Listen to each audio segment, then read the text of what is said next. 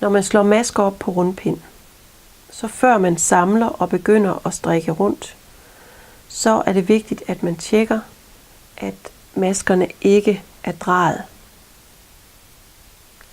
At opslagskanten vender med den rigtige side udad.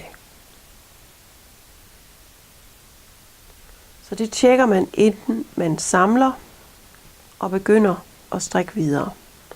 Så det jeg tjekker nu, det er, at den har den samme side udad hele vejen rundt. Og så kan jeg så begynde at samle mit arbejde og strikke rundt.